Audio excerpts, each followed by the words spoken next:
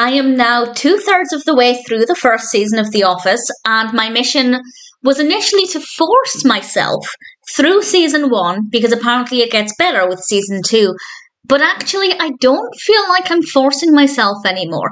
I'm not necessarily excited to watch the next episodes, but with the last couple, I've been curious, and that curiosity has driven me to watch it. And when it comes to The Alliance, which is the 4th episode of the first season, I'd say the first 2/3 were actually kind of slow. And this seemed unfortunate because the previous episode, Healthcare, I really thoroughly enjoyed, and I thought things were moving forward. And I thought I'd be reviewing this saying, actually, we've taken a back step with The Alliance, is not very good. But the first 2/3 of it, yeah, that's the case. But the final third, I actually really enjoyed quite a lot. So there will be spoilers from now, but I'm not doing a deep analysis. Usually with sitcoms, I will go through everything that happens and share some thoughts and go into a lot of detail.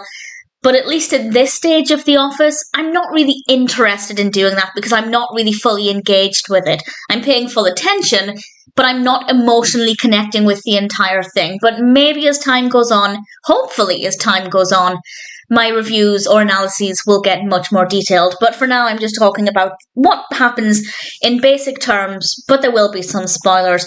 And we have 2 main parts of the narrative. We're still talking about redundancies, potential layoffs. And Dwight decides to form an alliance with Jim to try and get on top of these downsizing rumours. And Jim decides to have some fun with Dwight. And I think my personal highlights for this, one, when Dwight was hiding in a box. It sounds boring, but actually it's more interesting than that. And I feel like for me that was the turning point. I can't be 100% sure, but I feel like from when Dwight was in the box, things seem to get better from there. That is quite near the end, but that roughly seems like a turning point for me. And then Jim managed to convince Dwight to dye his hair, to go undercover with the other branch to find out some secrets from their branch. And we see that at the very, very end, the hair dye, which definitely looked different. But actually, Jim got into a bit of a sticky situation towards the end.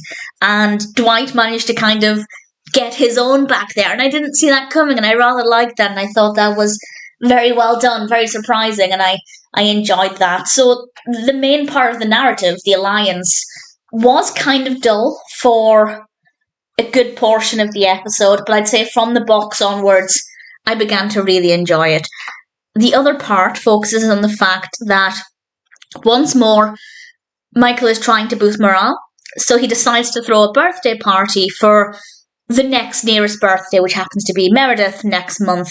And the whole planning and things, very slow, not that detailed, but once they yelled surprise for Meredith, actually, at that point, I thought, yeah, this is good fun, and we got to hear some of the messages in the cards. Some of them were maybe not great, basically Michael's, but there were a couple of good ones in there, and I thought it was a nice atmosphere, and in general, I rather enjoyed it. I thought it worked really well. So, again, the build-up for that was very, very slow, but the execution was entirely worth it. And I thought it worked really well. So, yeah, I'm going to say about 2/3 of this. It just wasn't very good, kind of slow, I didn't really love it. And then the last third was actually really great. I wouldn't say amazing, but I enjoyed it. But I'm still not finding it funny. I still haven't laughed once. I don't think. Have I? I don't think I've laughed once. But I'm finding it comforting and, I guess, relatable if you've ever worked in an office environment. I've mentioned this before. I think this is one of the appeals of the show, the relatability, whether that's relating to a particular character or a particular scenario. So it's kind of comforting, like it understands me, like it understands what life can be like. And a lot of sitcoms don't necessarily do that, even though sitcoms are meant to represent everyday life. And, well, a lot of them are meant to represent the everyday life of people, their situations. But actually, I'll be honest, The Office seems to be the most realistic one that I've seen. If I think of every sitcom, it has to be pretty close. Certainly for me, one of the most relatable. So, maybe not funny, but I think I'm enjoying it. I'm really not struggling to watch these anymore. It's not an effort. I wouldn't say I'm getting overexcited to watch an episode like I do with many other shows. But maybe we'll get there. Only 2 more episodes left of season 1. I told myself I'd want to watch 1, ideally 2 episodes of season 2. But maybe I'll stick around for longer.